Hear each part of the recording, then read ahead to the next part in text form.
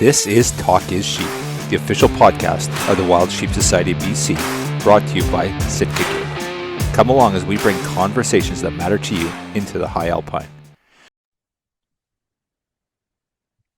Possibly the most handsome president of the Wild Sheep Society BC in the last year. That's I'll take that.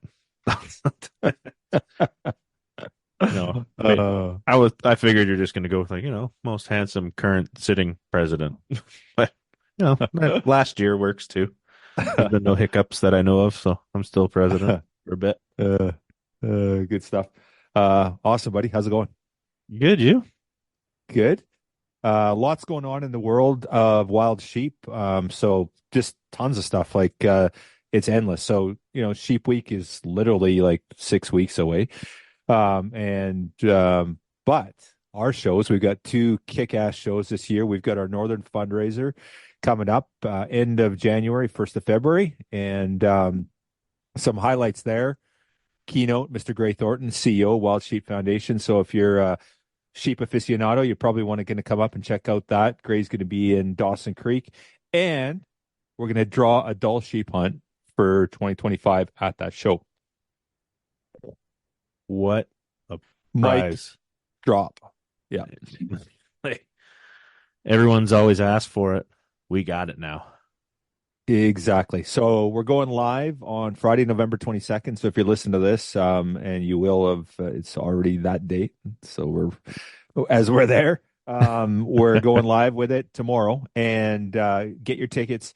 So you can buy tickets ahead of time, but we're going to draw it at the show. It's a Dall sheep hunt. It's for 2025. Tell me anywhere that you can buy a raffle ticket right now and go hunting in 2025. It's insane. So Iron North Outfitters, Ben Storak, great guiding concession, great Dall sheep, massive rams. And we're going to send you all expenses paid from British Columbia to the Yukon, and you're going to hunt Dall sheep in 2025. Tickets are now on sale. Odds are 1 in 750, really good odds, best odds we've had in a sheep hunt in a decade, and you're going to get a chance to win this hunt. Yeah, and I don't wish no bad luck to anybody that's not going to be at the show, but man, would that be cool if someone in the room won that, because that room's already electric in Dawson, and if someone wins a Dall sheep hunt while we're there, the party's on. Absolutely. Drinks on the house. Drinks on Mr. Rensmeg, that's for sure. Right? Yeah. You win a Dall sheep hunt, I will buy you a whiskey. Right on. And then we've got all our wild sheep raffles just dropping right now. We have a kick-ass hunt Saturday. We're dropping our Rogue River caribou hunt. So Jim Shockey's outfit, go hunt with the best in the business in the Yukon for giant Yukon caribou. It's a great hunt. And just our sort of our staple for the Wild Sheep Society BC, we've got that Silver Sage antelope hunt. I did that hunt this past fall. Amazing bucks out there, and Billy Franklin puts on an amazing hunt for everybody. Great Alberta pronghorn antelopes, and really, really good opportunity to go hunt in Alberta. So we got all three of those live. Get on, check out the show notes, go to the website, check it out, get your tickets. And, big part of it, Greg, and the most important thing I think that, I think a lot of our core supporters realize is that this money funds our conservation efforts. Our gaming funds support our projects all across the province. So if you want to help wild sheep, buy a ticket, and then what the hell, why don't you go Dall sheep hunting while you're at it? The odds are really, really good. So, or, settle for a pronghorn or a massive caribou. Hey, we still have another raffle on the go right now, too. We have the Wild Sheep 50-50 still kicking. And we've got the Jurassic Classic Rifle raffle. So we've actually got 5 on the go. And the Jurassic Rifle's running for another 3 weeks. That one, you got to go through our website to get to it. Go to our raffle page there and get your tickets there. And then everything else, you can get your tickets. And so just awesome lineup of prizes. And then we're rolling right into our Sleuths Conservation Mountain Hunting Expo. Some big names coming out of the woodwork this week. I just got confirmation from John Barclow from Sitka Gear. John's going to be up here giving a 2 days of seminars at our Sheep Hunter University on survival training.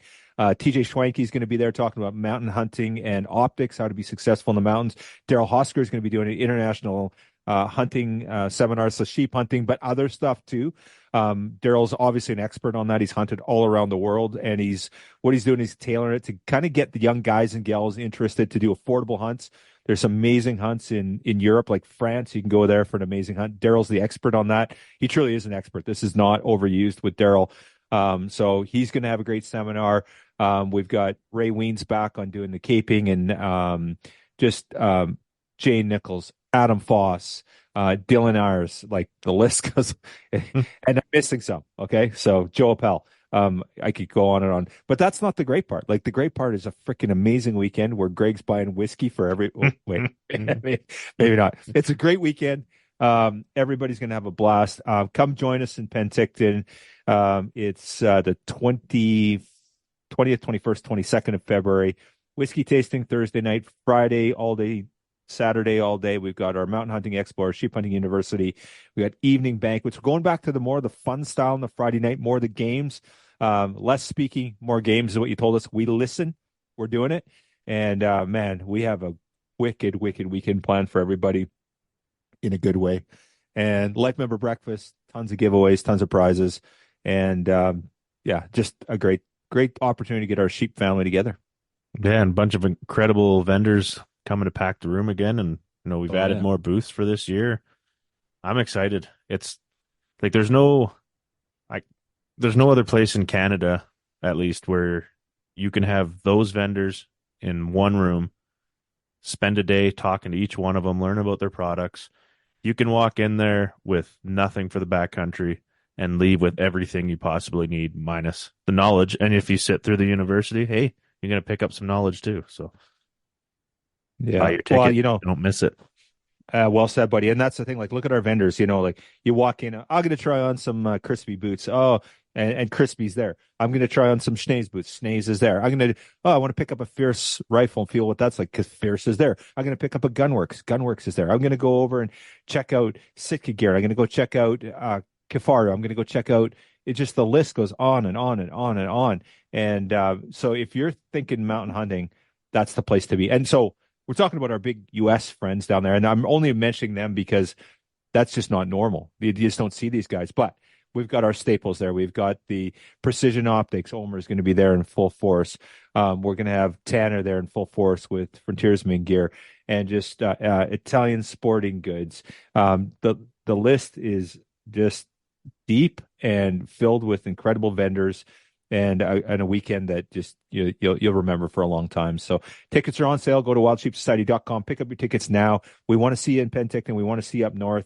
And just so you know, we're going to sell out. We just are. I'm telling you that right now. So don't screw around. If you're thinking about coming, you've got a few weeks. Don't go looking in January, end of January. And if you do and they're sold out, I'm going to say I told you so.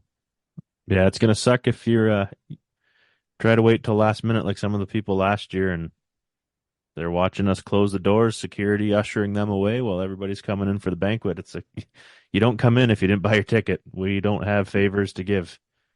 So yeah, and it's not that we don't want to. We just don't have. We sell out. We only have so much room, and there'll be some serious FOMO, man. And it's funny. We got the emails last year. It's like, holy shit! I didn't realize you had all these guys there. Like, what? Like, I'm like, where have you been for the last 2 months? Like, seriously, man, we've been marking the hell out of this thing. And the guy, like, one of our members wrote like this long email, like, oh my God, like, you guys should have promoted. I'm like, okay, we did e-blast, we did social media, we did paid advertising. We're telling you, buy your tickets, get them now. So yeah, it's always funny leading up to something like that or afterwards. It's like, you guys never told us. It's like, I don't know how else we could have told you. Emails, social media, other than knocking on your door and being like, hey man, come check this out. You got to pay attention, because we're going to be blitzing social media and e-blast. So if you've already bought your tickets, we're going to apologize now, but you're going to get hammered for the next couple of months of get your tickets and show up. Yeah. And we got lots of great stuff to report. Every day we add something new and cool. Like, literally yesterday I added, I think, Joe Appel as a speaker, and there's going to be something this week that's new and cool and exciting, and new vendors and new experiences. We got a couple things this year. We got C-Tom's coming out from Edmonton. Their CEO is coming out to do a presentation on austere survival techniques for buddy aid and self aid. So, austere first aid technique. So you shoot yourself, or your buddy gets shot, or you break a leg, and how the hell are you going to get out of there? These guys are military background, military training. They're professionals. They're the best in the business. They're going to be teaching you how to survive in those really challenging environments. I'm super stoked, buddy. You can tell, but yeah, no excitement in your voice or your face. Yeah. But well, you got something to say. Say it. No, no. That's oh, this is going to be mean then, I guess. It was going to hurt some feelings. But no. Well, with all that excitement, we'll put that behind us. And with this episode, it's, we're coming to the close of mental awareness for men's health. So Movember is more commonly known around these parts. This podcast does hit home. It is it's a deep dive into some tough subjects, and I would give Justin Kallusky some props for opening up about some struggles. And it's a good podcast to listen to, and it's going to open your eyes and maybe let some folks know that they're not alone. Yeah, well said, Greg. And so we talk a little bit about hunting and mental health, and Justin's journey, and how mental health challenges that he's experienced along the way have been really dealt with being outdoors, being connected to hunting, and a lot of courage to have this podcast and it was Justin's idea, so I give him a lot of props. And the concept here is for people that maybe have suffered or are suffering to know they're not alone, right? And so it's not our normal stuff, but we're not about being normal. We're about being different and being having these tough conversations about these things that need to be talked about. And this is a good one. I'm really excited to share this with our listeners, and just really grateful to Justin for having the courage to have this conversation. And never easy, and shows a lot of courage to me, and shows a lot of strength as a man and a human being to be able to have that conversation. So enjoy, and you'll hear me talk about at the end about people that are struggling, and anyone that needs some help. So the offer's real. If you need help, reach out. And the one thing about it, Greg, we're a Wild Sheep family. We look out for each other, and we're there. And if somebody needs our help, we'll be there for them. So absolutely, appreciate it. This episode is sponsored by our conservation partner, Yeti. Thank you, Sitka Gear and Yeti, for investing in healthy wildlife and sustainable ecosystems. Good evening, Mr. Justin Kallusky, the holder of the world record mountain goat. So claim to fame, but that's not really what we're going to be talking about tonight. But great to have you back on the podcast, and it's great just to get you back on the air here. And a lot has happened since you and I have last chatted, and I'm really keen to catch up. How you doing? Thanks for having me, Kyle. Like you said, a lot has transpired since that first podcast. Probably almost 2 years ago now. We've definitely got to know each other quite a bit better, and we now actually kind of work side by side with the Wild Sheep Society. And it's been a really great getting to know you and work alongside you, doing all the great work that we do there at the society.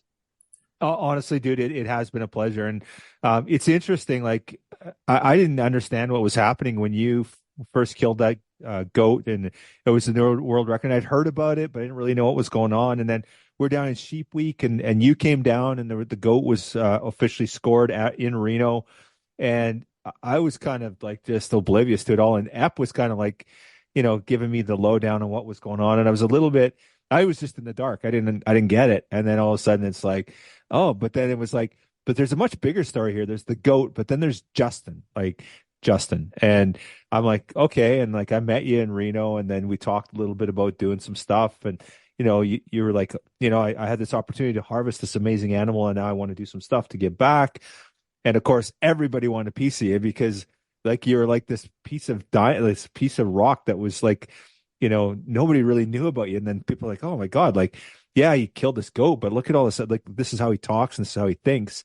which is really unique. And I was like, oh my God, I want this guy to get involved with us. I want him to be on our team. So fast forward, you signed up as a volunteered to run for a directorship, and of course you went through the voting process and were elected this past February in Penticton. And man, I'm so happy that you're on our team, and you bring so much to the table. And for me, it's been enlightening. As a director, you're one of those guys that spends a lot of time thinking. You're a deep thinker, obviously, and you're always presenting an angle that, like, I don't often hear, and I certainly don't think about it myself. And so it's been a pleasure, dude. I'm really, really grateful for you to be on our team. Yeah. I just would like to reciprocate that gratitude back to you for, seeing that potential in me, and actually being the catalyst in some sense to allow me to realize this. I had this like deep innate longing and wanting to like give back to hunting and to wildlife.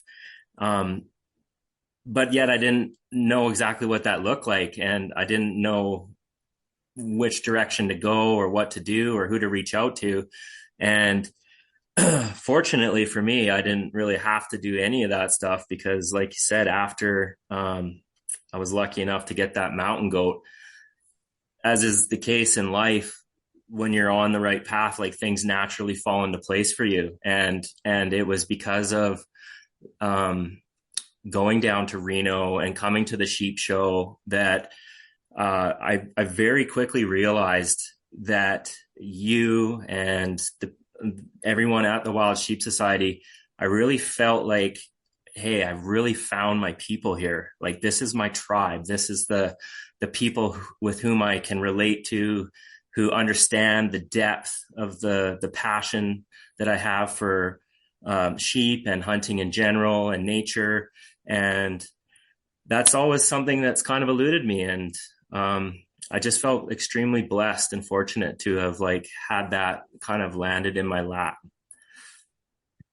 Well, yeah, maybe it landed in your lap, but I think that's an oversimplification. And and it's funny that everyone was gravitating to you because the goat was the catalyst that sort of shone the spotlight on you, and everyone was kind of like, look at this guy. But then we had the conversation. It was like, the conversation wasn't about the things you'd expect. It wasn't about like, oh yeah, there I was, and and he scored this, and there was none of that. It was like well, I've kind of had this opportunity, but now how can I use it to benefit the resource and benefit wildlife, and there's all these complex issues. And I've gotten to know you over the last year and a half, more so in the last 10 months here since our elections, and you're certainly a deep thinker. You look at things differently than the average human being. You just do. And anyone that says differently, I'll argue with them, because you always, and one case in point is we've been talking about horn aging and about the province, and we had a great board meeting. We had some discussion and sort of some back and forth. And then you sat down afterwards and just articulated a couple things that were just like next level. Like there's all these underlying issues, and what about this and what about that? And this is just not a simple fix. We can't treat it that way. And as such, our board now has to take a deeper dive and consider these things. And then a lot of these things just weren't even considered. So it's been phenomenal, dude. I've got the highest level of respect for you on what you do, just as a hunter, but then as a communicator too. And that's one of your strengths, in my opinion. And you're a quiet communicator. You're kind of one of those people that you're not like, hey, listen to me over here. You're putting your stuff out there, and then people are like, holy crap, like, look at what Justin's saying, man. Like, and whether it be through your poetry, just your writing, your creativity, it's phenomenal, dude. Has this always been your MO? Have you always been like that, or are you just kind of coming into your own now on that? Well, no, I think you've pretty much you've nailed it all really well there, Kyle. In the last little bit, I've definitely got to know myself a bit better and where my strengths lie. I have always been a very deep, thoughtful kind of, thinker person. I feel like when you think about what you're going to say and you choose your words wisely and they come across with integrity and honesty, people are more apt to listen, to actually have those words have effect. When you're like trying to be the loudest, the biggest, baddest, tallest, fastest, furthest kind of guy in the room, like your message just gets lost. And what you were talking about, like when I got that goat, like I truly felt that it was my duty and my obligation to represent hunters and conservationists in like at the highest standard. Like, you know me well enough to know by now, like, you're right. Like, I am quiet. I'm very deep. I'm thoughtful. I shine away. Like, I don't gravitate towards like the spotlight. I don't want to be, I'm not throwing stuff out there on social media all the time. What I do post, I try to put thought into and have like a message behind it.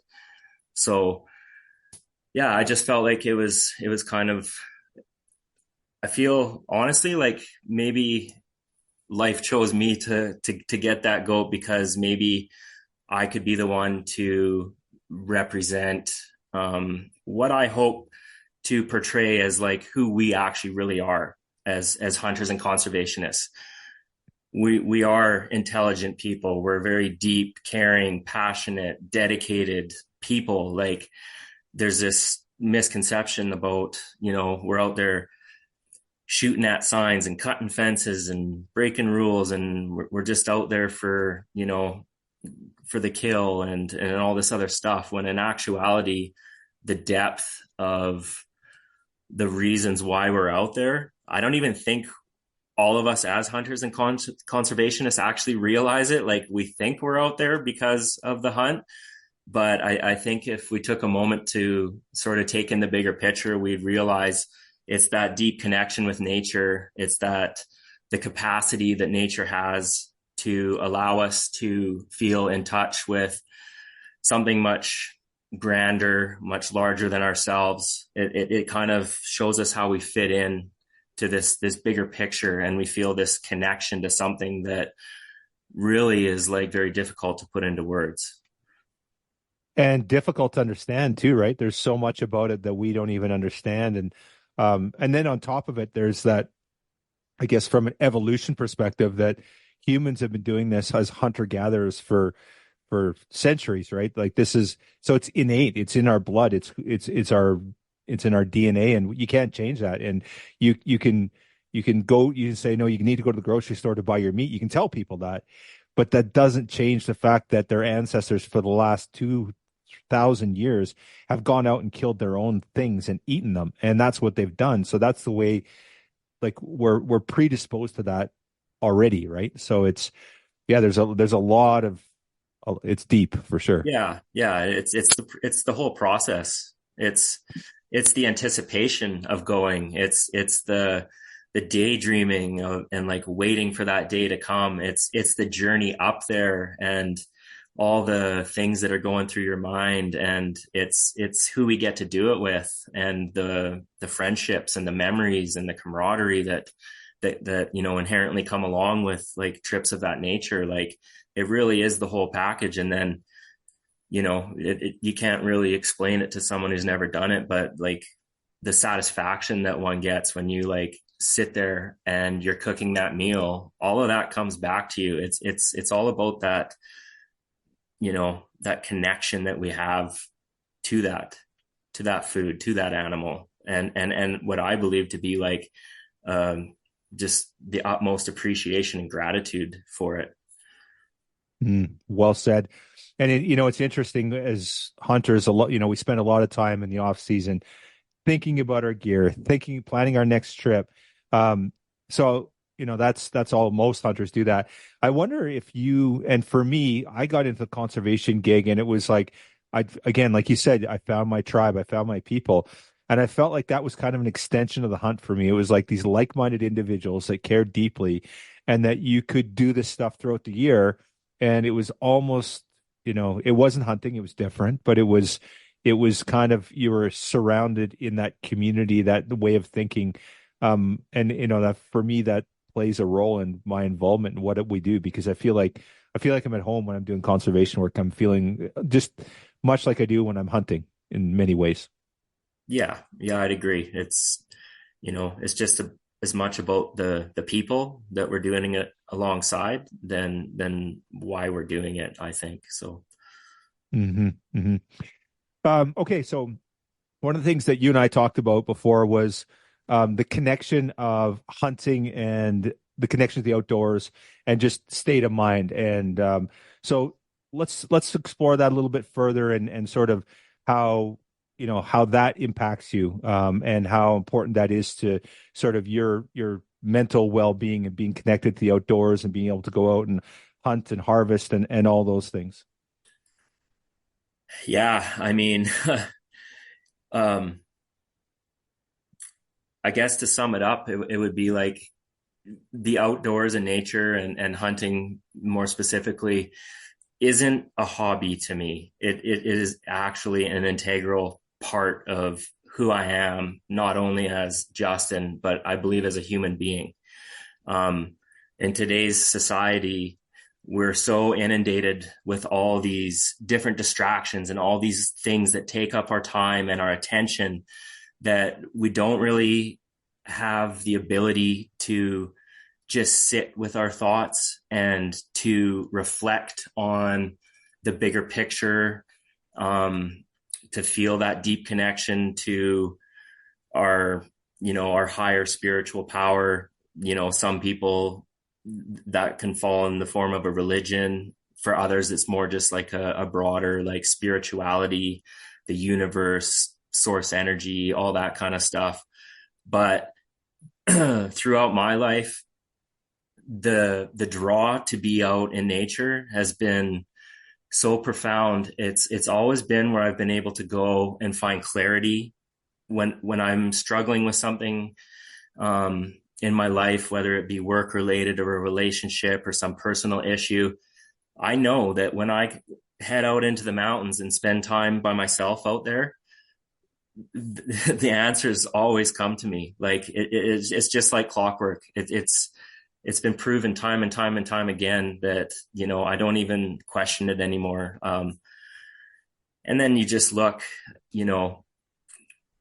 out in society, like you look at all these different retreats that people are going to. Like there's all this like new awareness around our spirituality and our mental health and being connected and all that. And where are all these places? Well, they're out in the mountains, they're out in the countryside, they're in the jungle, they're all rooted in nature. And I think you have to just ask yourself, well, why is that? And the simple answer is nature in itself is part of us. And when we become disconnected from that, we become disconnected from ourselves. So that's where we need to go to find ourselves and to find peace and clarity and all the rest of that stuff. So when we look at November, I think it's Mental Health Awareness for Men's Month. I'm not sure if I've got that correct, but November is a big month, and of course, it's a tough time of year for a lot of people. And if we look, you look at sort of the veteran community, gentlemen, the warriors that go off to war, they're suffering from PTSD, and quite often there's avenues that veterans go hunting and they have that experience. They're back out in nature, they reconnect, and that's a form of therapy for them. They're very closely intertwined, right? We see this connection between mental health and nature, and I think you're right. I think that for a lot of people, there's been this disconnect. We're in these busy centers. Again, I think of it from an evolutionary perspective. Like if you look back in, 500 years ago, people weren't living in these busy cities like they are today, not inundated with social media.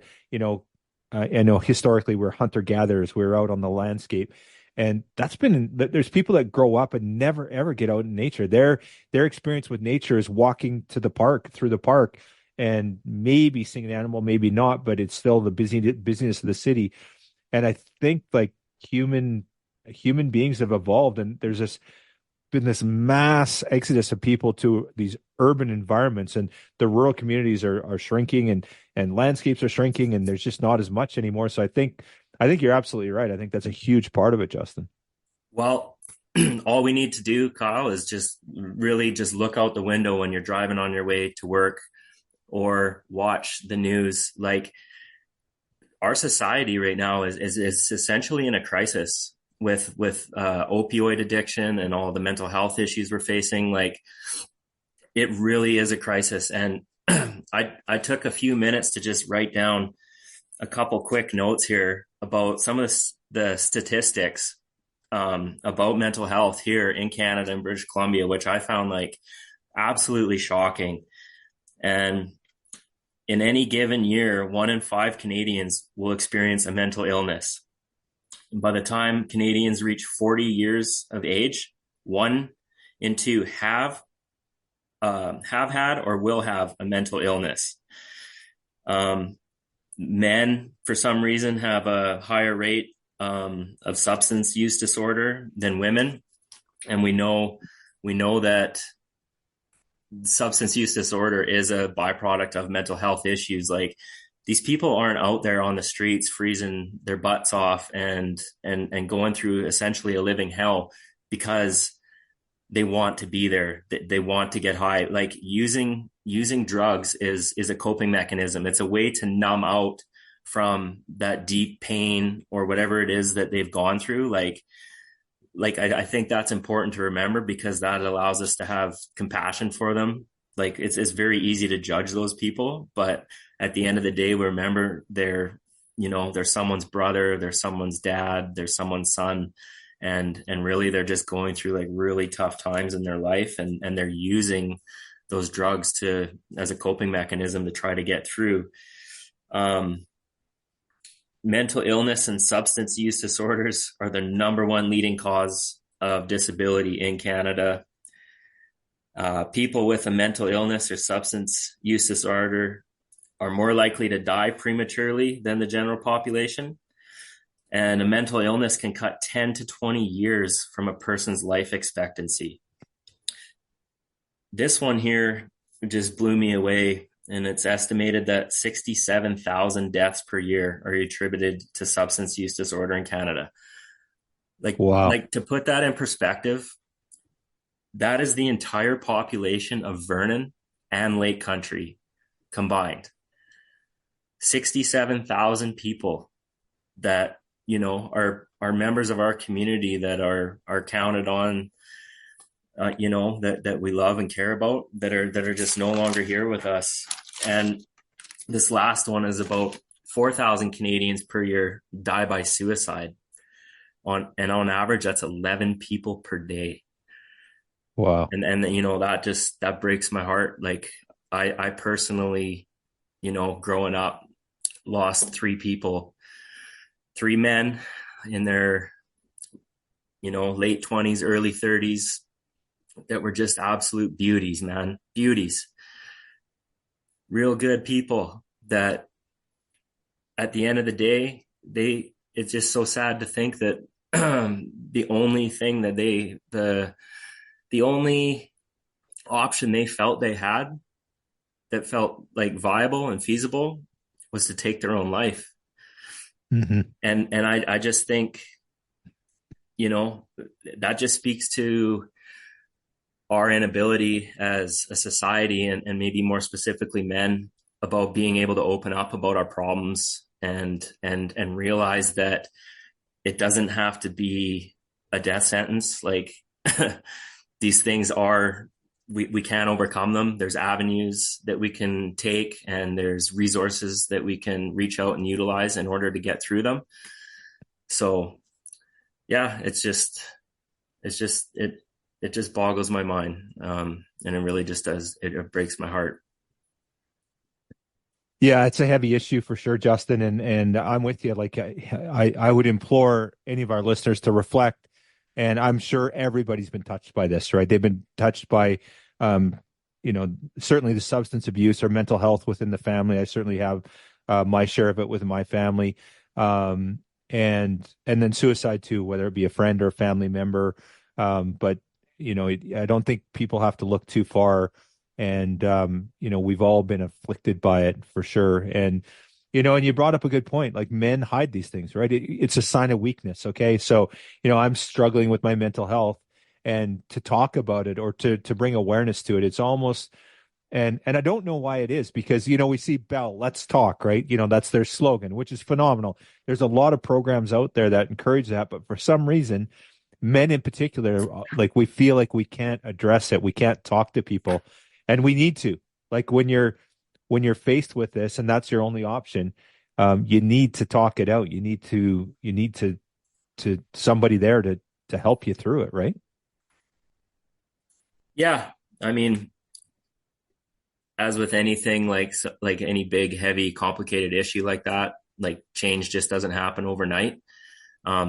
It's a byproduct of people stepping up and talking about it, and us as a society and as brothers and fathers and husbands and all that kind of stuff, like actually having these conversations and normalizing it essentially. So,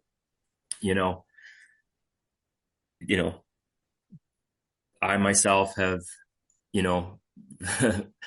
I've really been through it myself. I can really speak from the heart when it comes to this topic and this issue. Mental health is something that's very near and dear to my heart, and it's been something that I struggled with my entire life. And only in the last 4 years have I really been able to dig down deep and really get to the root of what the cause was, and do a lot of work, a lot of inner work, a lot of reflection, a lot of reaching out, getting help, whether that be in the form of counseling or attending men's groups or going to retreats, or through my poetry or writing. I've really delved into this topic very deeply, because there was a point in time where I really felt like I was going to be alongside those three people that I had mentioned earlier. So with that, Justin, what do you find? You mentioned a whole bunch of things there, and of course, there's no one solution, obviously, and there's many things that supported you. But what are some of the messages that we can, for our friends that are struggling, for those people out there that are going through these tough times and they feel like they don't have other options? What in your experience have you found was really impactful, that was really helpful? And then, how can people? What can they do when they're facing that crisis, when they're staring down, there's no other option but to take your own life? What do? You reach out, obviously that's part of it, but give us a little bit of enlightenment there, if you could. Well, I think first and foremost, you just have to never lose sight of or forget what a precious gift life actually is. We're so caught up in this world of busyness, like we were talking about, of capitalism and commercialism and striving for we're kind of inherently taught that happiness is something that lies outside of us. It's in attaining these material possessions. It's attaining accolades. It's how many likes on social media. It's on and on and on. And at the end of the day, happiness is an inside job. Happiness is a choice, and every one of us is born into this world. We all have the answers inside of us already. It's just up to us to remove the obstacles and all the distractions out of the way, and there they are. They're inherently there. And that's, as we were speaking to, that is why hunting and nature and getting out is so important to our personal happiness, our stability, our mental health. I would say after that, it really is just about,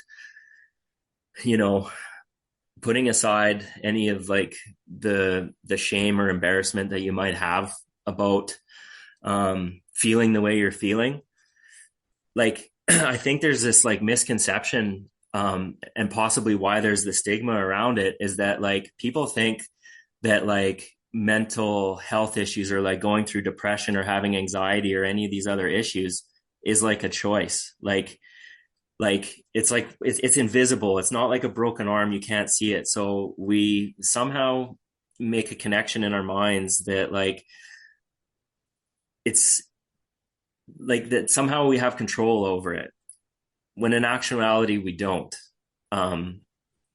So reaching out and just putting aside your pride, your ego, and I would hope that like everyone out there has at least one solid person in their life that they feel that they can like confide in and trust, and just confide in someone, and from there, you know, as with like anything, like the good foundation for any type of mental health stuff is always, I like kind of equate it to like the foundation of a house. Like you got to have a good solid foundation, and that lies in like being healthy physically. You know, like if we're not getting out and getting exercise, you know, if we're not eating healthy, if we're not like practicing good habits every day, like the two are just like inherently linked together. Like there's not one without the other. So, you know, for myself, joining a CrossFit gym allowed me to have like this degree of accountability. It gave me purpose. It gave me confidence. It gave me all these like amazing, beautiful gifts that, you know, weren't just physical, but they transferred onto, you know, the mental side. So, I mean, there's breath work, which I found to be incredibly, you know, useful. There's meditation, there's yoga, there's like all these like different healing modalities that have literally been around for hundreds of years. Like there's a reason why, like when these things were sought after and discovered, people were doing it with good intentions. Like they were connected with nature at that time. They were connected to their family and more connected to themselves. Like a lot of the stuff we see today is just like it's put out there in order to try to make money. There's, you know, the intentions that people have, like everything we're about today is about like this like quick fix mentality. Like take a pill, order this product, and you'll be, you know, it'll give you this or it'll give you that. And, you know, I think that's it's not realistic to think that, you know, there's like a one size fits all easy quick fix solution for anything in this life, never mind something as complex as like dealing with a mental health issue. So Yeah, those are all excellent points. And I feel like with mental health, and I know personally for me is that, you know, for me to feel good and like mentally healthy, it's ongoing, and it's not something you just can take for granted. It's you kind of have to work on it every day, and you have to, and there's chips in the armor all the time. There's always stuff coming in, and it, you know, you talked about all these distractions and all that crap, or but then there's just life weighing you down and all this other stuff. And I kind of feel like it's kind of a constant battle where you're always having to work on it. And I know that's an oversimplification, and I know it's not just that easy as an easy a fix, but you know, like you said, have that foundation being healthy. But then when you start having the shit go on in your life where you have things happen to you, it's working through it and being proactive, as opposed to sort of letting that shit pile up, and then all of a sudden you're just hit by this dump truck and you just can't do anything. And I feel like being, you know, you have to with your mental health, you have to be proactive. I really feel like that. If you're you know, and maybe that's an oversimplification, but I think that's part of it. You know, your brain and your mental health, like you can like kind of relate it to like a muscle. Like you need to exercise it, you need to work it, you need to challenge it, and by doing all these things, what you're doing is you're creating resiliency for when those things do come at us in life, because we all know they do. They never stop, right? They're always coming at us. They're always testing us. They're always, challenging us. Like that's just life,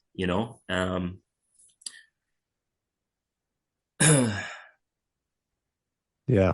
Now, let's touch a little bit, Justin, about the stigma, right? And like I said, I've had this personally in my immediate family where family members have struggled with mental health. And, same thing. There's this stigma. Now, I personally feel, from my perspective, is that society's more aware now. They're more aware than they ever have been about mental health, and that it's more acceptable. Like before, it was like, oh, there definitely was a stereotype or sort of a stigma around mental health. And maybe that's changed in my perspective because I've been personally afflicted by it. So maybe that's just in my brain. It's like, I'm okay to talk about it. I'm comfortable talking about what's gone on in my family and the challenges that we've struggled with. Do you feel that it's changed, but what I really want to get to talking about, Justin, is how can we get people to talk about it? So how do we avoid people going off on their own and taking their own life and not feeling that they couldn't confide with their closest friends, somebody in their life? How can we break that down? How can we let people know? And I love to tell people that I care about, that I love them, and I want them to know.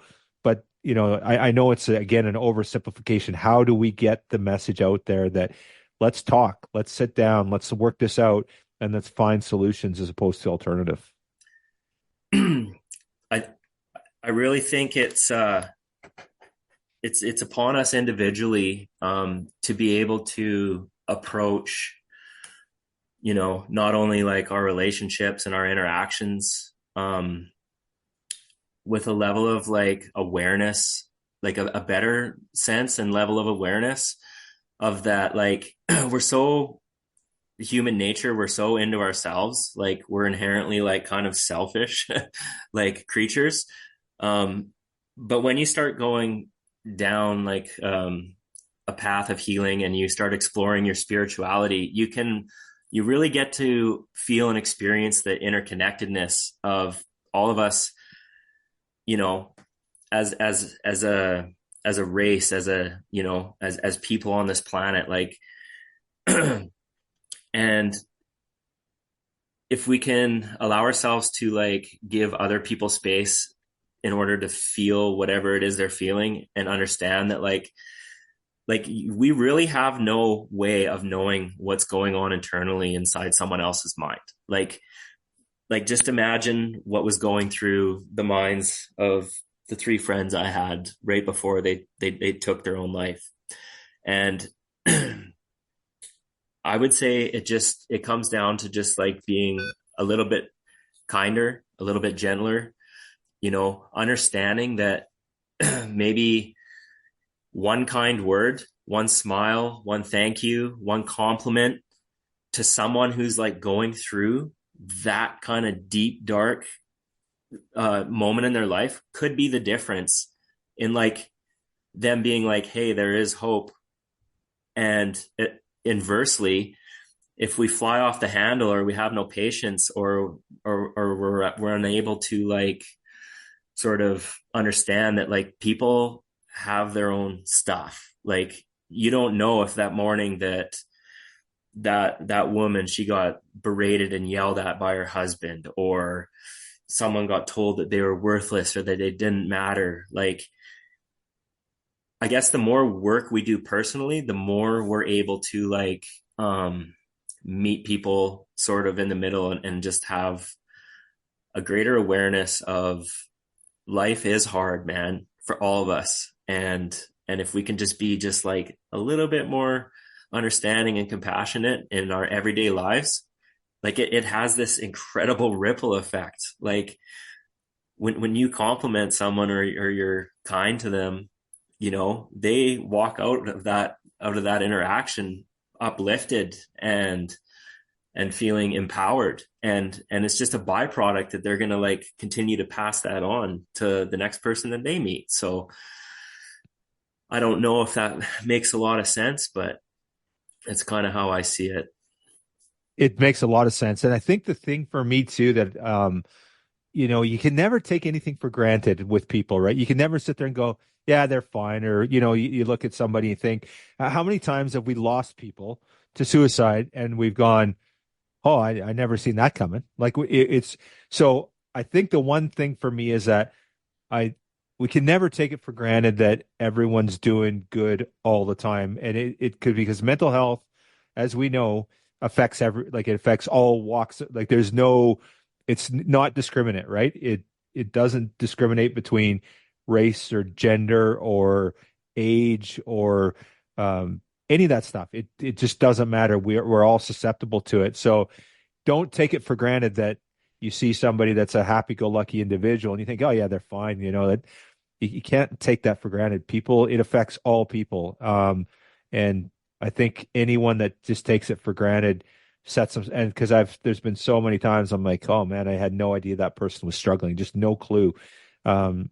So, and probably, there's probably a higher percentage of those type of people where you didn't know, because again, the stigma, people are trying to hide it. They're trying to put their brave face on, and then eventually shit hits the fan and they just can't take it anymore. Yeah. I feel there's a certain level of shame that comes with like feeling like that. Like we often we are our own harshest critics. Like the expectations that we have of ourselves far exceed those that we place upon other people. Like we're so willing and ready to give like leeway or patience or understanding to other people. But when it comes to ourselves, it's like we have this level of like expectations that can't even be met. And so when you go through your life holding yourself up to these expectations and you don't meet them, you inherently get to, you experience like a level of shame. You start to like resent maybe yourself a little bit. And I think at the end of the day, it's just like, just be kind, like be kind to yourself. Like we're human, man. We make mistakes. Like that is, but in like kind of like by definition, part of being human. Like, if like I'm not like a really religious person, like I would consider myself more spiritual. But like if you look at like the Bible, it's like Adam and Eve. It's like, don't eat the apple. What do? They do, and everything hits the fan. Like right from the beginning of time, from recorded history, we've been making mistakes. We've been effing up.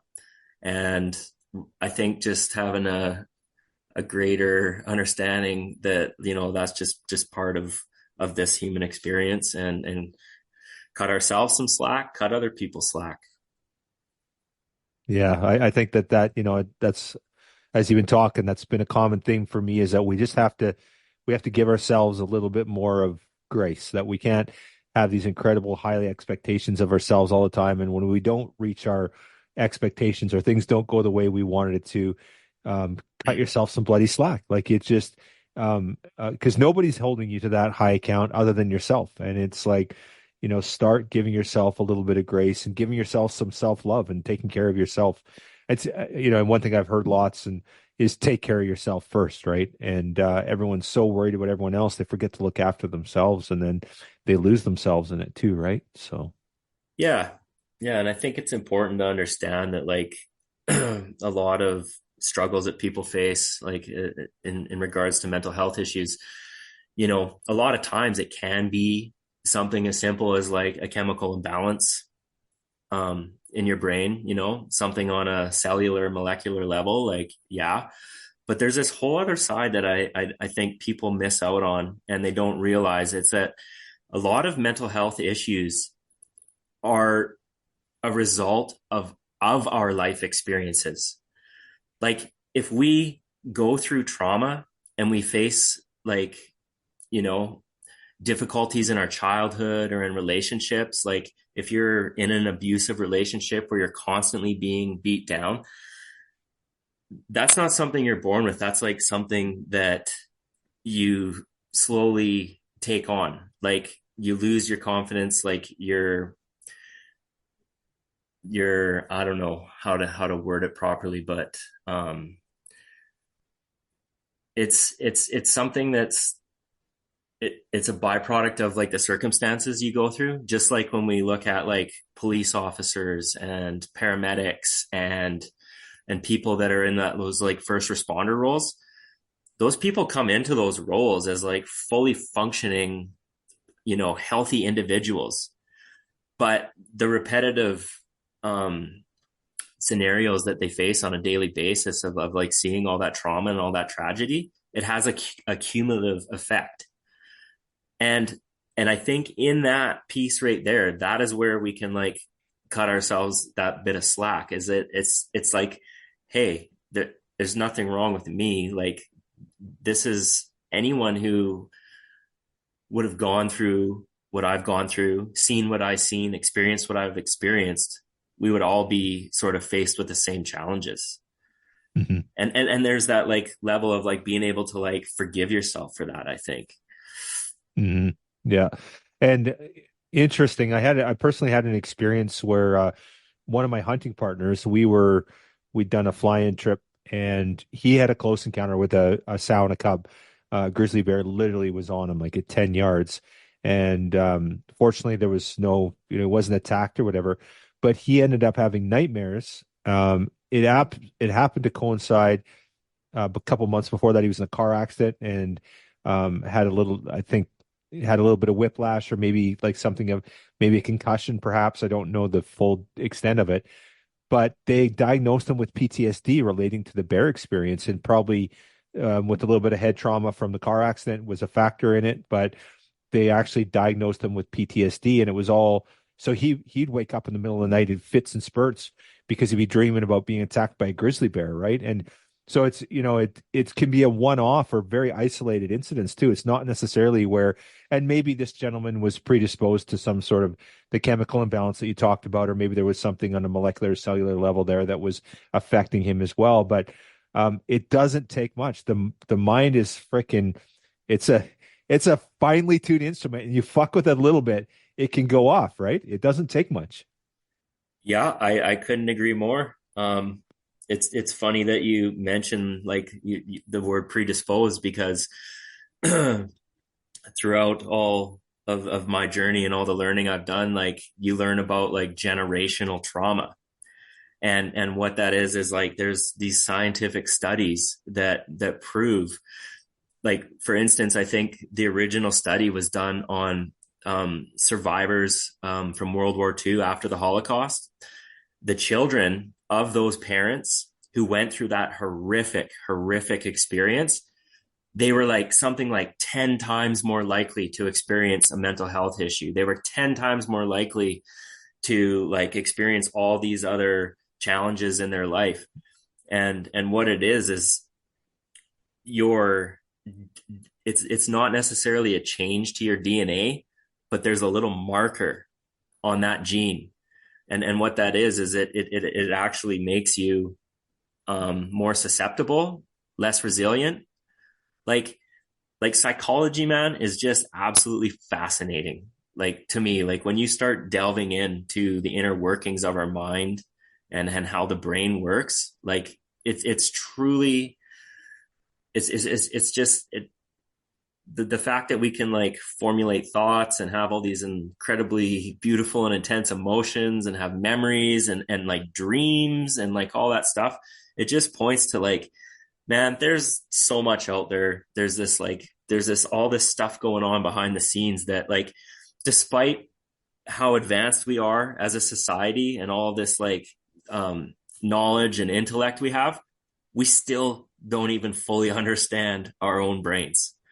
Like that just speaks to how incredibly complicated and special, what's going on inside us is. Yeah, well said. We talked a little bit about this before, touched on the suicide piece. The one thing I've noticed, even more so, like an incredibly big number I've noticed this year particularly of hunters that have been out in the wilderness and they're just gone. They're just, and I don't think I don't think there's a serial killer that's driving around to all these communities and taking people. I have to think that there's some element of people going off and taking their own lives. And I've noticed that way more this year. And maybe it's just people are posting more about it. I don't know statistically if it's higher or lower. I know this is a horrible time of year for people. It's a really difficult time of year because psychologically, physiologically, we have the weather, the shorter days and the poor weather and a whole bunch of other factors there. And then the stress around the holidays coming up and a whole bunch of other factors. But I've certainly noticed a disproportionate amount of people that have, and hunters in particular, that have gone missing. They're like, "Hey, my brother's gone," and like I can count like half a dozen that I've seen in the last week, and they're all different people. It's crazy. Yeah, I've also seen a few of those floating around, in the news and on social media and stuff. And I think what it's just, it's pointing to like the bigger issue here. It's like we as a society is like, we're missing the mark here, man. Like we've gotten so distracted and caught up in this, like this model of like consumerism and capitalism. And like I was saying, like thinking that the keys to our happiness and to fulfillment and to peace and joy and all those like beautiful things, that we're all meant to experience in life lay somewhere out at a store or on a card at a car dealership or online on Amazon or whatever. And, that's one of the reasons why that I feel like I need to be an advocate for conservation and for hunting, because I know deep in my heart, man, that like if more people got out and did what we did and got connected to the land and spent time out in nature and sitting there observing the natural world and all its splendor and beauty and magnificence, that like, all that other crap is kind of meaningless. You know what I mean? Mm-hmm. So to me, it really is, it's heartbreaking that like we're constantly having to fight for, our right as hunters and conservationists to like, to get out and do this thing that we hold so near and dear to our hearts. Like, COVID was a prime example. Like it shone the light completely on like, all of a sudden everyone was pinned down inside, and it was just like the statistics of like, all the unease and unhappiness and mental health issues shot up through the roof the moment that everyone was locked down and couldn't go outside. But yet it's only like been 2 years and we seem to have lost sight of that. Mm-hmm. You know what I mean? Yeah. So, that's part of the reason why I continue to write those, the stories that I've written, which you guys have, published in the magazine, and why I continue to write poetry. And I really just feel it's my obligation and duty to like show the full story, and really the other side that people from not in our community don't necessarily get to always see. Really well said. Lot of great points, Justin. I think, one thing I want to talk about certainly before we wrap up is, how do we encourage people to come forward that are struggling? Like we got people that are listening to this podcast tonight that we're talking about, and there's going to be people that have been affected in some capacity, in some degree or others, maybe some very severely, maybe just some people struggle with it. So what's our words to those people that are struggling? What are we telling them that they need to do, or what can we do to support them? Well, I would say you don't have to look any farther than me right now. I'm just an ordinary guy. I get up, I go to work every day. I struggle with all the same things that we all struggle with, like I've gone through it, you know, it's, there is no like finish line when it comes, like you kind of mentioned before, when it comes to like our health and to like all that kind of stuff. Like it's understanding that it's like, it's a constant process. It's a job that we have to be willing to take on every day. The fact that, you know, like I'm, I don't like public speaking. I'm very shy. I don't like getting up in front of people. And here I am willing, you know, sharing my thoughts, my opinions, my struggles, my story here with all of you. Like that just speaks to how important I think it is, how important I know it is. And that if someone like myself can get to this point where I can stand up and my voice can be heard, and if only one person listens to this and finds like the motivation to reach out and get help, or if one person who maybe not struggling with a mental health issue themselves, like next time they have an opportunity to like maybe be a bit supportive of someone who's going through something, then I feel like I've kind of done my job, I guess. Like I guess I'm saying like try to find inspiration in the fact that like I've been able to overcome it. I've, you know, I've been in a place of like incredibly deep darkness, man, like where I didn't want to live anymore. Like I was, there was no way I ever could have taken my own life because I'm too chicken shit and I could never do that to my family and my friends. But if God or whoever saw fit for a semi truck to run me over or a meteor to fall out of the sky on my head, I would have been pretty darn happy that, you know, something like that would have like, taken away all the pain and agony I was feeling. But now I feel like, you know, I've really arrived at a place where if I can have the confidence and, you know, compassion for other people to like get up and talk about this stuff with you here on this platform right now, then I know that like anyone else can do it. Man, I want to commend you, man, on the courage to say this, to talk about it. And I know you're a really private person and certainly not one for the limelight. So I can only appreciate how difficult it has been for you to do this. And you know, but I think that's the key takeaway for me is that you know, we need to start talking about this. We need to have these open conversations. We need to know that we're okay.